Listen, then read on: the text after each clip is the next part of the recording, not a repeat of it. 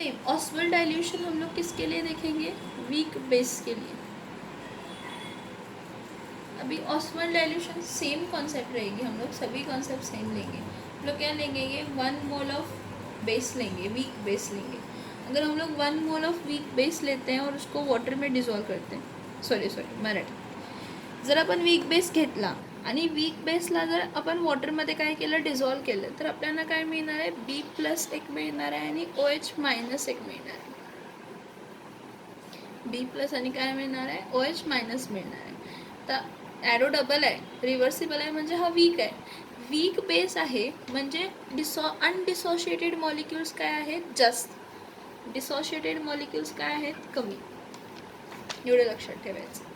आता मग dissociation constant KB, बेसचं काय असणार आहे, प्रोडक्ट म्हणजे काय असणार आहे, B+ OH काय असणार आहे, मायनस, डिवायडेड बाय काय करायचं, BOH according to law of mass action. The law of mass action states the dissociation constant is the ratio of product concentration to the reactant concentrations। सगळे ॲक्वसमध्ये आहेत, म्हणजे पाण्यामध्ये dissolve केलेले आहेत। मग मी काय म्हणते, परत consider 1 mole of weak base, 1 mole of weak base आहे। कोण बेस आहे, BOH। त्याला काय केलं आहे, डिझॉल्व केलं आहे, is dissolve in VDM cube of volume. Volume कोणती पण असू दे, कारण बघा number of moles upon volume is concentration. Number of moles upon volume म्हणजे काय आहे, तर कॉन्सन्ट्रेशन। मग आता बेस कम्प्लिटली डिसोशिएशन होणार आहे का, नाही। द बेस डिसोशिएट पार्शियली, थोडंसंच dissociate, the base dissociate partially. So dissociation constant KB, dissociation constant KB काय असणार आहे, B+, ठीक आहे नंतर घेऊया, dissociation constant वरती घेतला आहे। Okay, so consider 1 mole of base, weak base BOH dissolved in VDM cube volume. The base dissociated is partially as काय, तर BOH B+ आणि OH काय देतो, तर मायनस देतो। पण काय करणार आहे, late the fraction dissociated at equilibrium. ह्याचं मिनिंग काय, की B+ आणि OH- किती फॉर्म झाले असतील, B alpha. Let the fraction dissociated at equilibrium B alpha. जर अल्फा इतकी डिसोशिएट झाले असतील, तर ॲट इक्विलिब्रियम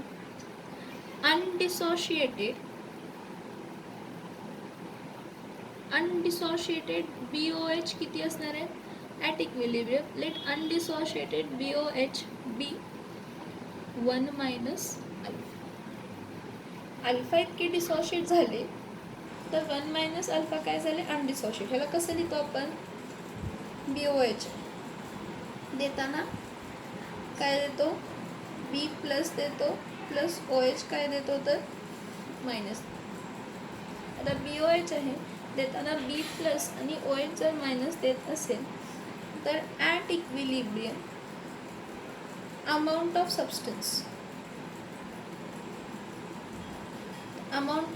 म्हणजे काय, BOH ॲट इक्विलिब्रियम किती असणार आहे, 1- अल्फा, कारण अल्फा इतके डिसोशिएट झाले, आणि B+ किती असणार आहेत, अल्फा, आणि जेवढे B+ असणार आहेत तेवढेच काय असणार आहेत, OH-। आता कॉन्सन्ट्रेशन, परत ॲट इक्विलिब्रियम कॉन्सन्ट्रेशन ऑफ काय असणार आहेत, कॉन्सन्ट्रेशन ऑफ सबस्टन्सेस, म्हणजे डिसोशिएटेड आणि अनडिसोशिएटेड ॲट इक्विलिब्रियम। हे बघा, अमाऊंट ऑफ सबस्टन्स कशामध्ये मेजर करतो, मोलमध्ये, आणि कॉन्सन्ट्रेशन कशामध्ये करतो, मोल पर DM क्यूबमध्ये, म्हणजे व्हॉल्यूम घ्यायला पाहिजे, ह्या सगळ्याला डिवाइड बाय व्हॉल्यूम करायला पाहिजे। 1- अल्फा अपॉन B, परत अल्फा अपॉन B, परत अल्फा अपॉन B, ह्या सगळ्यांचं आपण कॉन्सन्ट्रेशनमध्ये काय केलं, कन्वर्ट केलं। कशामध्ये कन्वर्ट केलं, अल्फा अपॉन B। मी पहिलाच तुम्हाला सांगितलं आहे, जर 100 असतील त्यातले 20 डिसोशिएट झालेत, म्हणजे 20 बी प्लस मिळणार आणि 20 OH मायनस मिळणार, म्हणजे दोघांचं डिसोसिएशन, डिग्री ऑफ डिसोसिएशन काय राहणार आहे, सेम राहणार आहे. नाही तर तुम्ही अल्फा प्लस अल्फा 2 अल्फा चालणार नाही, एवढं मी पहिलाही सांगितलेलं. आपल्याला KB म्हणजे काय माहिती आहे, KB इज इक्वल्स टू काय आहे आपलं, बी प्लस OH काय आहे मायनस आपण काय आहे तर BOH आपण काय आहे BOH. मग KB is equals to B plus काय असणार आहे अल्फा अपॉन बी, OH काय असणार आहे परत अल्फा अपॉन बी, आणि BOH काय असणार आहे 1 मायनस अल्फा अपॉन काय येणार आहे बी. परत सेम लॉजिक यूज करूया आपण. KB is equals to alpha into alpha alpha square, B into B B square divided by 1 minus alpha upon काय येणार आहे बी. परत हा कसा आहे A upon B upon C upon काय आहे डी, त्यानं कसं म्हणणार A upon B into D upon काय येणार आहे C into D upon C. समजतंय का? तर बघूया इथं कसं होणार आहे. KB is equals to alpha square upon B square into काय असणार आहे बी अपॉन 1 मायनस अल्फा. सबस्टिट्यूट केलं, ह्यातलं एक आणि ह्यातलं एक काय होणार आहे कॅन्सल. मग तर काय येणार आहे अल्फा स्क्वेअर बी 1 मायनस काय असणार आहे अल्फा. आता अल्फा स्क्वेअर अपॉन बी 1 मायनस अल्फा, मी पहिलाच म्हटलं आहे 1 अपॉन बी म्हणजे काय येतं आहे सी, हा KB आला. ह्याला मी लिहिणार कसं आणि KB is equals to 1 upon B म्हणजे काय लिहिणार आहे C, C alpha square 1 minus काय लिहिते अल्फा. ह्याला परत इक्वेशन A देत आहे in the form of volumes आहे म्हणून, ह्याला इक्वेशन B देत आहे in the form of concentration आहे म्हणून, आणि 1 upon B is equals to काय असते तर सी असते, हे आपल्याला माहीत. परत सोल्युशन डायल्यूट आहे, ठीक आहे, आणि वीक बेस आहे. वीक बेस आहे म्हणजे डिसोसिएशन तितका झालेलाच नाही आहे, कम्प्लीट म्हणजे काहीच डिसोसिएशन झालेला नाही आहे. For weak base dissociation is very less. Dissociated molecules किंवा आर व्हेरी लेस. परत तो एक्झाम्पल घ्या की एक समुद्र आहे, त्या समुद्रामधून तुम्ही एक बारडी पाणी काढा, काय फरक पडणार आहे का त्या समुद्रामध्ये? नाही. म्हणून मी काय म्हणते की वीक बेस आहे म्हणजे 1 मायनस अल्फा हा अप्रॉक्सिमेटली इक्वल टू काय आहे 1च आहे. 1 मायनस अल्फा हा अप्रॉक्सिमेटली इक्वल टू काय आला आहे 1च आला आहे. मग जर हा 1 minus alpha is equals to 1 ह्या A आणि B इक्वेशनमध्ये पुट केलं तर काय होणार आहे, काय होणार आहे सांगा, काय होणार आहे सांगा. इथं KB आहे, KB इज इक्वल्स टू काय येणार आहे अल्फा स्क्वेअर अपॉन काय येणार बी, किंवा KB इज इक्वल्स टू काय असणार आहे अल्फा स्क्वेअर इंटू काय येणार आहे सी, कारण 1 मायनस अल्फा हा इक्वॅलेंट टू 1 आहे. 1 मायनस अल्फा हा इक्वॅलेंट टू 1 आहे म्हणजे हा 1 मायनस अल्फा इथं लिहिला नाही, अल्फा स्क्वेअर अपॉन सी लिहिला किंवा अल्फा स्क्वेअर इंटू सी लिहिला. मग इथं फक्त रिअरेंज करायचं. Therefore KB into B, KB हा बी इथं घेतला into B is equals to काय येणार आहे अल्फा स्क्वेअर, स्क्वेअर रूट घेतलं तर काय येणार आहे root of KB into B is equals to काय असणार आहे अल्फा. परत KB हा मल्टिप्लाय येतं, इथं येऊन काय होणार आहे डिवाइड म्हणजे KB upon C is equals to काय असणार आहे अल्फा स्क्वेअर. स्क्वेअर रूट घेतला दोन्ही साईडला तर root of KB upon C is equals to काय असणार आहे alpha. Root of KB upon C is equals to काय असणार आहे अल्फा. म्हणजे आपण इथं काय फाइंड केलं degree of dissociation in terms of concentration, degree of dissociation in terms of volume. समजतंय का? बघा आणि एकदा एक्सप्लेन करते पूर्ण पॉईंट. कन्सिडर करा की वीक बेस आहे.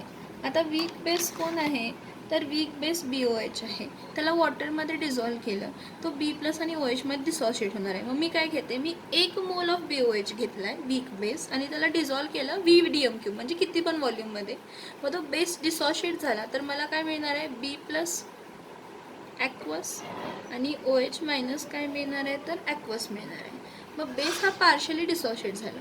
मग let the fraction dissociated at equilibrium is alpha. So at equilibrium undissociated किती असतील बघा, 100 आहेत. 100 मधले 20 डिसॉशिएट झाले तर राहिले किती, 100 मायनस 20.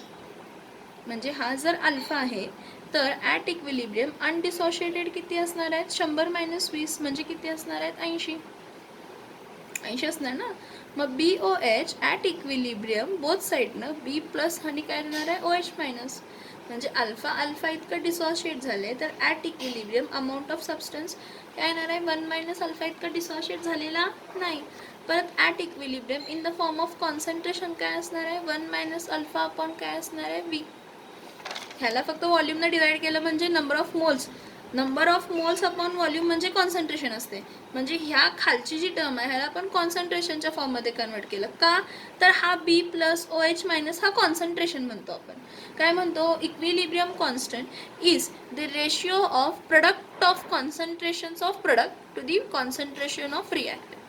म्हणून आपण इथं B प्लस म्हणजे कॉन्सन्ट्रेशन कोण आहे, हा OH मायनस म्हणजे कॉन्सन्ट्रेशन आणि BOH पण काय आहे, कॉन्सन्ट्रेशन. मग अल्फा इंटू अल्फा काय असणार आहे, alpha square. V into V काय असणार आहे, V square. So alpha square upon V square. Value put केले B प्लस OH मायनस BOHचे. KB is equals to alpha upon V घेतलं, 1 मायनस अल्फा अपॉन काय घेतलं, V घेतलं. मग KB इज इक्वल्स टू काय येणार आहे, alpha square upon V square whole divided by 1 minus alpha upon V. परत A अपॉन B whole divided by C अपॉन D म्हणजे काय येणार आहे, A अपॉन B इंटू D अपॉन काय येणार आहे, C.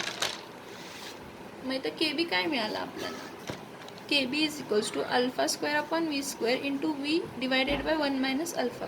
V कॅन्सल झाला 1. मग alpha square upon V 1 minus alpha.